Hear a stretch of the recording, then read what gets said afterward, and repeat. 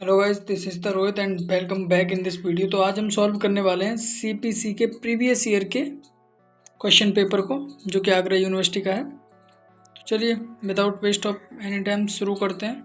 लेकिन शुरू करने से पहले एक और बात आपको बता दूं कि जिसने भी चैनल को सब्सक्राइब नहीं किया वो सब्सक्राइब कर लेना, क्योंकि लॉ से रिलेटेड ऐसी वीडियो आती रहती हैं। सब्सक्राइब करने के पैसे नहीं लगते, ठीक है? सब्सक्राइब कर ही लेना।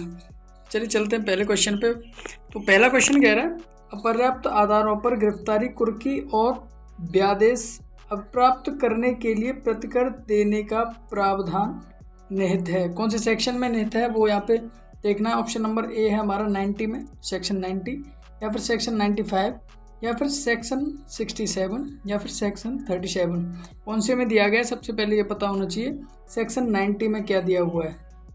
ओके, सेक्शन 90 में दे रखा है हमें ओपिनियन ऑफ कोर्ट, यानी कोर्ट का ओपिनियन के बारे में यहाँ पे दे रखा है।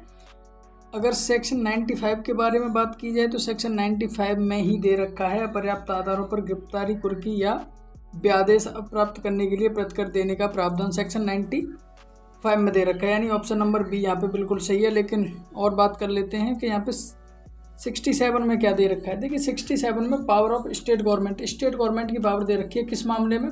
रूल्स के मामले में, और execution of the decree for payment of money के बारे में, ठीक है।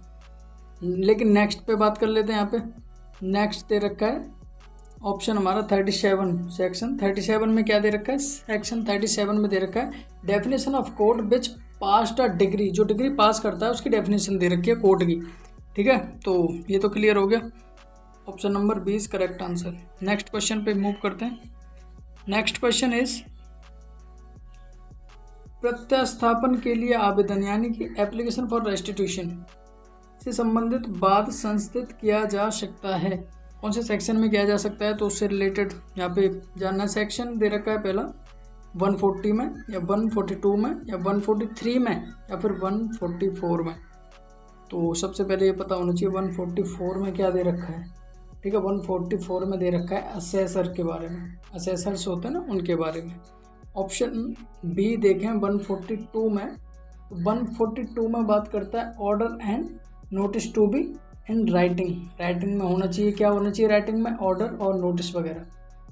ऑप्शन नंबर सी की बात करें 143 में, 143 बात करता है पोस्टेज के बारे में, यानी डाक के बारे में।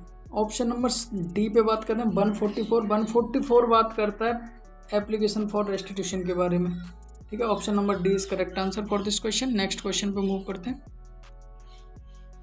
तो हमारा यहाँ पे नेक्स्ट क्वेश्चन है, कुटुंब से संबंध रखने वाले विषयों से संबंधित वादों के बारे में प्रावधान किया गया है।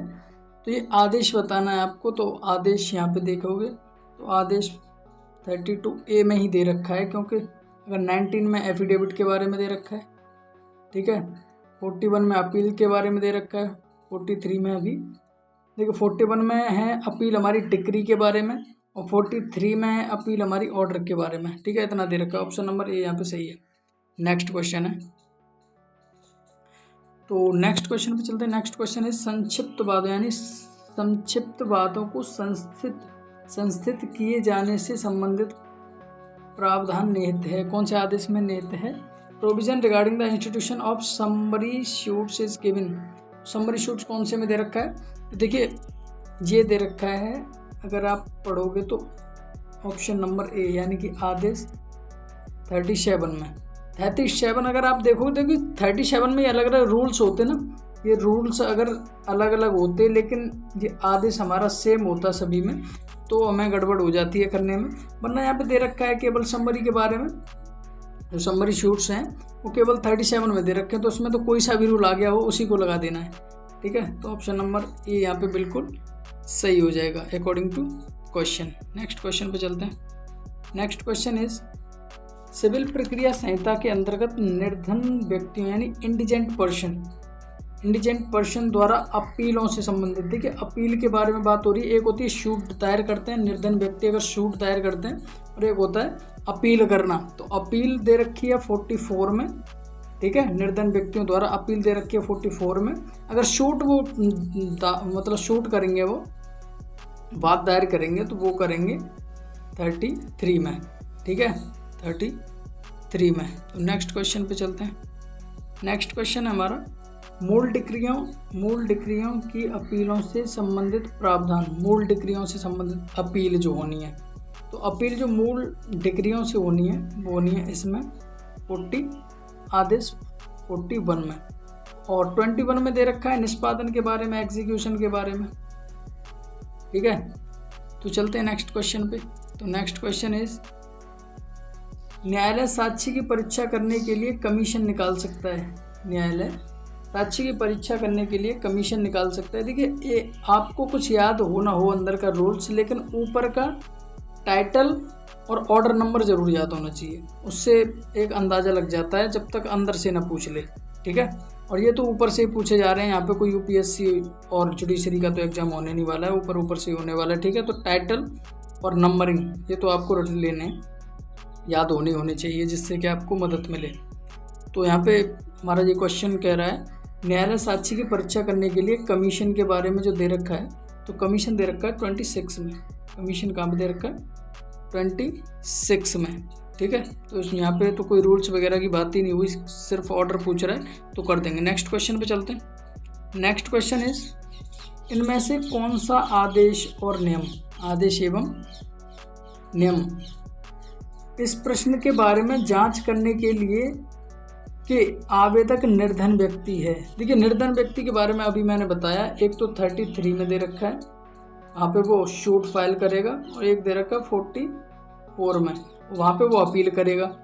तो देखिए, अब दोनों क्वेश्चन में हम यहाँ पे ये देखने वाले हैं कि कौन सा यहाँ पे दे रखा है। अगर दोनों दे रखे होते तो गड़बड़ हो सकती थी, यानी कि अंदर से देखा जाता, फिर आप अंदर के लिए अंदर वाला देखते, लेकिन यहाँ पे तो सिर्फ एक ही ऑप्शन दिया गया है 44 वाला, तो आपको तो कुछ ज़्यादा सोचना ही नहीं है। A option is correct for this question according to question. यहाँ पे ए जो है ऑप्शन बिल्कुल सही हो जाएगा। 33 होता तो वहाँ पे हम रूल्स में जाके देखते, क्योंकि रूल्स 3 ये बात करता है।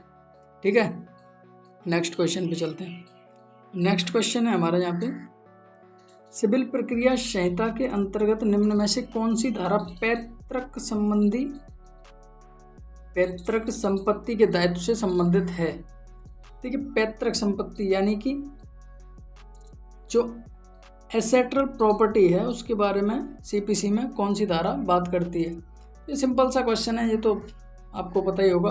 अगर 46 में देखा जाए तो प्रिसेप्ट्स के बारे में यानी आज्ञा पत्र के बारे में दे रखा है। अगर सेक्शन 50 में देखा जाए तो लीगल रिप्रेजेंटेटिव के बारे में यानी विधिक प्रतिनिधि के बारे में बात करता है।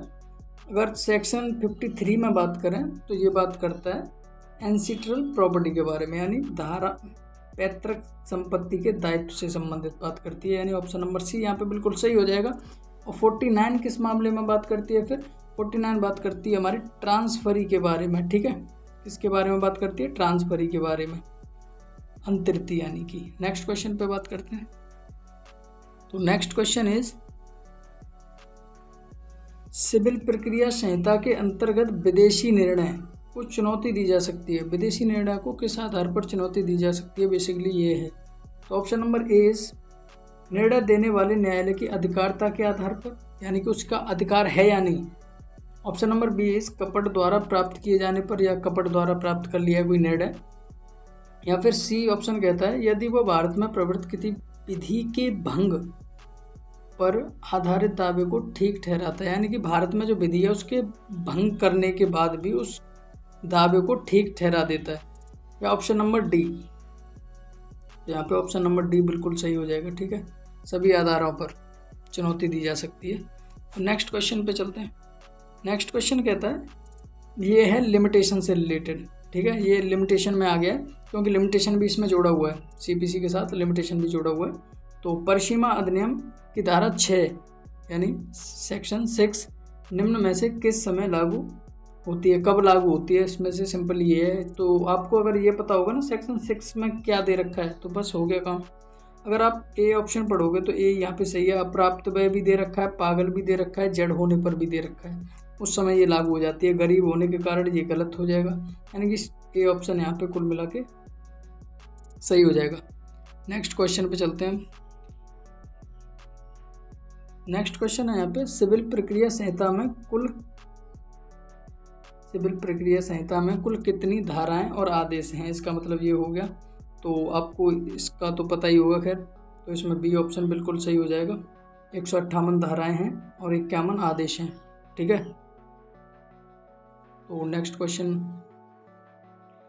क्वेश्चन है हमारा, सिविल प्रक्रिया संहिता 1908 यानी कि 1908 कौन सी प्रक्रिया है, यानी कि सब्सटेंटिव लॉ है, शाखान विधि है, या फिर प्रोसीजरल लॉ है।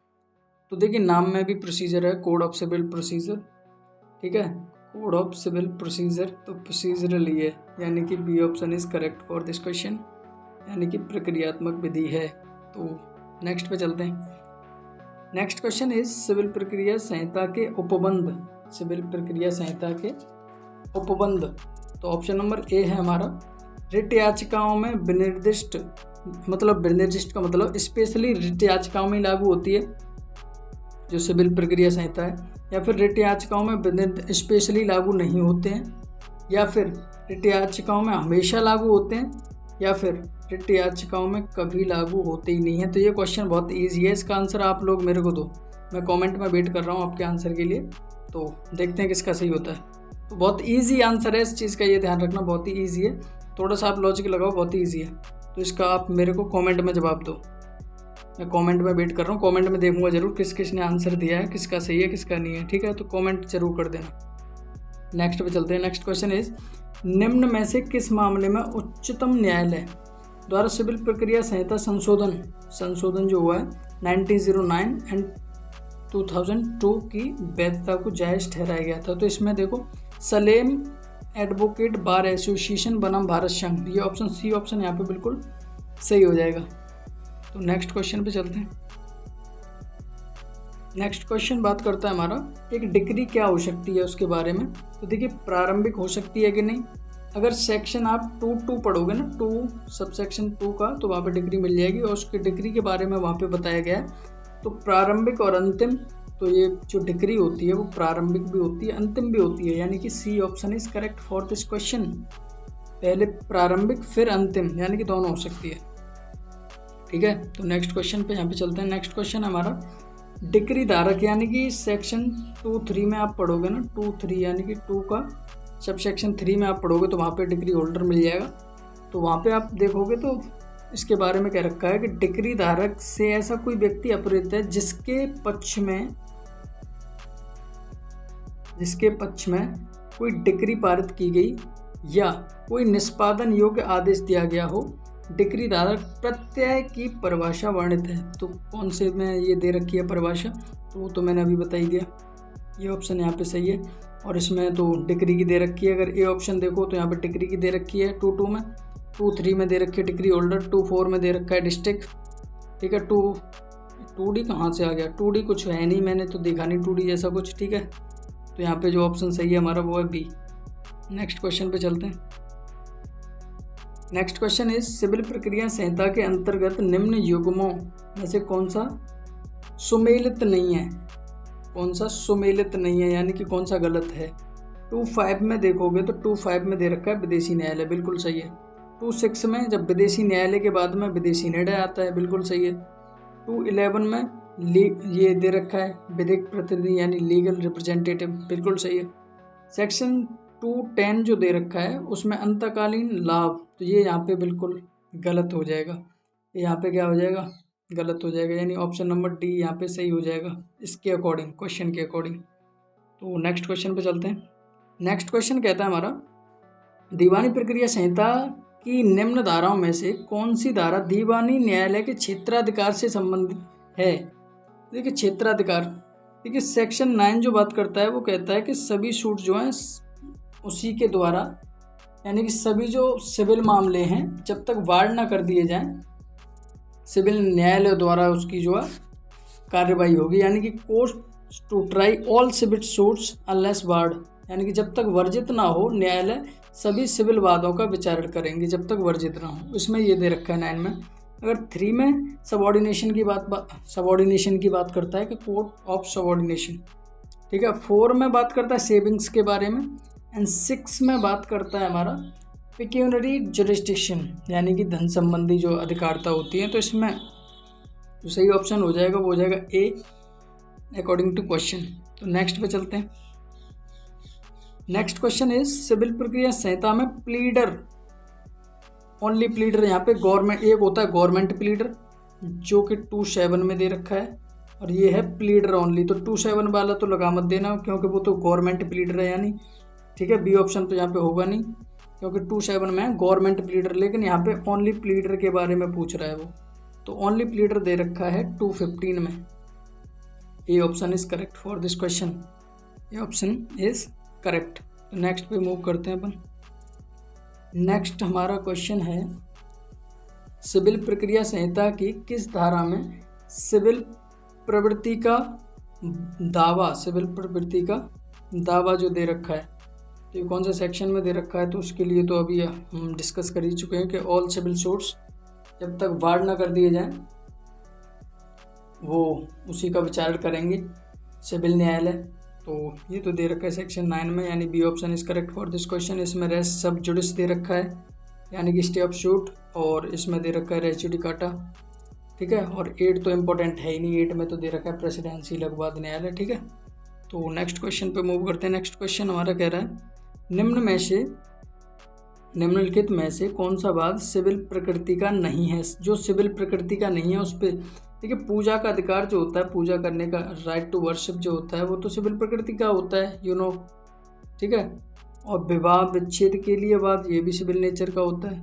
मजदूरी भुगतान के अधिनियम के अंतर्गत, देखिए इसका अधिनियम भी अलग है, के अंतर्गत मजदूरी भुगतान से संबंधित वाद जो होता है, ये सी ऑप्शन यहाँ पे बिल्कुल सही है क्योंकि ये सिविल नेचर का नहीं है। किराएदार के लिए वाद, ये भी सिविल नेचर का है, तो यानी डी सी ऑप्शन यहाँ पे बिल्कुल सही हो जाएगा। नेक्स्ट क्वेश्चन पे चलते हैं। नेक्स्ट क्वेश्चन कहता है हमारा सिविल प्रक्रिया संहिता का निम्न में से कौन सी धारा रेस सब जुडिस सिद्धांत से संबंधित है। देखिए अभी मैं डिस्कस कर चुका हूँ पहले क्वेश्चन में कि जो रेस सब जुडिस यानी स्टे ऑफ शूट की बात करता है वो करता है सेक्शन 10 रेस सब जुडिस के बारे में, है ना। रेस सब जुडिस का जो मीन्स होता है वो होता है स्टे ऑफ शूट, ठीक है, स्टे ऑफ शूट के बारे में बात करता है। और ये तो अपन डिस्कस कर ही चुके हैं अभी कि ये प्रेसिडेंसी के बारे में यानी प्रेसिडेंसी लघुवाद न्यायालय के बारे में है, और ये बार ऑफ फर्दर शूट के बारे में बात करता है, और ये करता है विदेशी निर्णय कब निश्चायक नहीं होगा, ठीक है। तो इसमें जो सही आंसर हो जाएगा वो हो जाएगा ए option is correct for this question. Next question पे मूव करते हैं। नेक्स्ट क्वेश्चन कहता है हमारा न्यायाधीश विषय यानी रेस सब जुडिस, अगेन दे दिया रेस सब जुडिस शब्दावली से अभिप्राय है। देखो मैं अभी बता चुका हूँ पहले क्वेश्चन में, इसका होता है बात को रोक दिया जाना यानी stay of shoot, stay of shoot. तो ए ऑप्शन यहाँ पे बिल्कुल सही हो जाएगा, ए ऑप्शन इज करेक्ट। तो नेक्स्ट पे चलते हैं।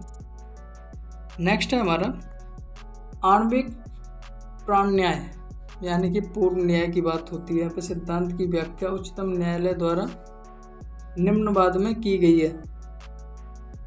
The principle of res judicata की जो कौन से वाद में ये जो है व्याख्या इसकी की गई है उच्चतम न्यायालय द्वारा, सुप्रीम कोर्ट के द्वारा। तो इसमें जो सही आंसर हो जाएगा, देखिए ऑप्शन दे रखा है दर्याब बनाम उत्तर प्रदेश, ऑप्शन बी दे रखा है उत्तर प्रदेश बनाम नवाब हुसैन, ऑप्शन सी दे रखा है दोनों सही है, या ऑप्शन डी इनमें से कोई नहीं। तो इसका जो सही आंसर हो जाएगा वो हो जाएगा ए ऑप्शन दर्याब बनाम उत्तर प्रदेश राज्य, ठीक है। ये option is correct. Next question पे चलते हैं। नेक्स्ट क्वेश्चन बात करता है धारा 26(2) सबसेक्शन 2 के अंतर्गत प्रत्येक दावे में तथ्यों को साबित किया जाएगा। कैसे साबित किया जाएगा, सबूत के द्वारा या फिर साक्ष्य के द्वारा या फिर दस्तावेज के द्वारा या शपथ पत्र के द्वारा। तो सेक्शन अगर 26 का सबसेक्शन 2 आप पढ़ोगे तो वहाँ पे क्लियरली लिखा हुआ है कि वो शपथ पत्र के द्वारा जो है साबित किया जाएगा, यानी डी ऑप्शन यहाँ पे बिल्कुल सही हो जाएगा, D option is correct. Next question पे चलते हैं। नेक्स्ट क्वेश्चन हमारा डिग्री पारित करते समय कितना ब्याज दिलाया जा सकता है। तो ये तो आपको सभी को पता ही होगा, जैसे नहीं पता है तो जान लो 6% यानी 6%। Option C is correct, option C यहाँ पे बिल्कुल सही हो जाएगा। नेक्स्ट क्वेश्चन पे चलते हैं। नेक्स्ट क्वेश्चन है हमारा यहाँ पे भारत सरकार या राज्य सरकार के विरुद्ध पारित की गई डिग्री, भारत सरकार या राज्य सरकार के विरुद्ध पारित की गई डिग्री कितने समय तक निष्पादित नहीं की जाएगी। कितने समय तक निष्पादित नहीं की जाएगी। तो इसका जो सही आंसर हो जाएगा वो हो जाएगा ऑप्शन नंबर सी, यानी कि 3 महीने तक निष्पादित नहीं की जाएगी, 3 माह। ठीक है, तो नेक्स्ट पे चलते हैं। नेक्स्ट हमारा बात करता है सिविल प्रक्रिया संहिता 1908 के किस प्रावधान के अंतर्गत कलेक्टर को रिसीवर नियुक्त किया जा सकता है। देखिए, जहाँ भी रिसीवर आ गया तो आपको जो ऑर्डर है, ऑर्डर 40 याद आ जाना चाहिए। ऑर्डर 40 में रिसीवर की बात होती है। ऑर्डर 14 के अगर सब पार्ट 1 में, अगर रूल 1 में देखोगे तो वहाँ पे है रिसीवर की नियुक्ति। अगर 2 में देखोगे तो वहाँ है रेम्यूनरेशन। अगर सेक्शन 5 में देखोगे तो वहाँ है कलेक्टर। ठीक है, तो रूल 40 का रूल 5 अगर देखोगे तो वहाँ पे कलेक्टर के बारे में दे रखा है। तो कलेक्टर के बारे में इसमें से कौन सा सही है, यानी कि ए ऑप्शन यहाँ पे बिल्कुल सही हो जाएगा, यानी कि रूल 5 में दे रखा है। ठीक है, रूल अगर यहाँ पे जो दूसरा इन्होंने लगा रखा है ये बिल्कुल गलत है। क्यों? क्योंकि यहाँ पे जो दे रखा है वो दे रखा है रेम्यूनरेशन। ठीक है, पारिश्रमिक जिसे कहते हैं हिंदी में, लेकिन यहाँ पे जो ऑप्शन सही है वो हो जाएगा ए। अब नेक्स्ट क्वेश्चन पे चलते हैं। तो फर्दर नेक्स्ट क्वेश्चन है हमारा, निम्नलिखित संयोजनों में कौन सही सुमेलित है, मतलब कौन सही है उसके बारे में बात करना है यहाँ पे। देखिए, निर्णीत ऋणी के बारे में बात कर रहे हैं, निर्णीत ऋणी, और ये दे रखा है सेक्शन 49 में। तो ये तो बिल्कुल सही है, अगर आपने पढ़ा हो तो वहाँ पे आपको मिल जाएगा ये देखने के लिए। विशेषाधिकार प्राप्त दस्तावेज के बारे में सेक्शन 29 में दे रखा है, यानी वहाँ पे तो फॉरेन सम्मन के बारे में, अगर 29 देखोगे तो वहाँ पे फॉरेन सम्मन के बारे में दे रखा है। विशेषाधिकार प्राप्त दस्तावेज जैसा कुछ है नहीं। ठीक है, अब बात करते हैं ऑप्शन नंबर जो तीसरा दे रखा है हमारा, विधिक प्रतिनिधि यानी कि लीगल रिप्रेजेंटेटिव। तो यहाँ पे सेक्शन 50, तो यहाँ पे ये भी सही है। अगर सेक्शन 50 देखोगे तो वहाँ पे लीगल रिप्रेजेंटेटिव आपको देखने के लिए मिल जाएगा। तो यानी कि पहला सही हो गया और तीसरा सही होगा। अब लास्ट बचा है अकिंचन। अकिंचन होता है गरीब, उसमें दे रखा है सेक्शन 33। तो 33 में देखो जजमेंट डिक्री दे रखी है। क्या दे रखी है सेक्शन 33 में? Judgement decree. लेकिन ऑर्डर 33 में ज़रूर दे रखा है इसके बारे में, लेकिन धारा में नहीं दे रखा।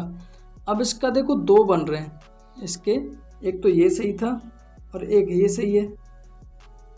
अगर ऑर्डर के अकॉर्डिंग लिया जाए तो ये भी सही है, लेकिन ऑर्डर नहीं, यहाँ पे सेक्शन लिखा हुआ है। तो यहाँ पे जो सही आंसर जो दे रखा है, या तो हमारा देखो 1 और 3 आना चाहिए। मेन चीज़ 1 और 3 तो हमारे सही थे, तो जिनमें 1 और 3 नहीं है वो तो कट जाने चाहिए। इसमें 1 नहीं है तो ये हटा दो, और इसमें 3 नहीं है तो ये भी हट गया। अब बचते हैं हमारे ऑप्शन, ए बचता है हमारे पास और बचता है डी। ए और डी में सिर्फ इतना डाउट है, अगर ये 33 को अगर ऑर्डर में बदल दिया जाए तो 4 सही हो जाएगा। और दस्तावेज के बारे में, क्योंकि 29 जो बात करता है वो फॉरेन जजमेंट के बारे में बात करता है। अगर फॉरेन जजमेंट विशेषाधिकार प्राप्त दस्तावेज हुआ तो ए सही हो सकता है। इसमें मैं 50-50 में जा रहा हूँ, क्योंकि मैं अपनी तरफ से कोई आंसर बनाना नहीं चाहता। अगर आपको पता हो तो कमेंट करके ज़रूर बता देना। वीडियो को करते हैं यहीं पे समाप्त। ठीक है, पसंद आई हो तो लाइक ज़रूर कर देना और चैनल को सब्सक्राइब कर देना। ठीक है, मिलते हैं नेक्स्ट किसी वीडियो में। Bye bye.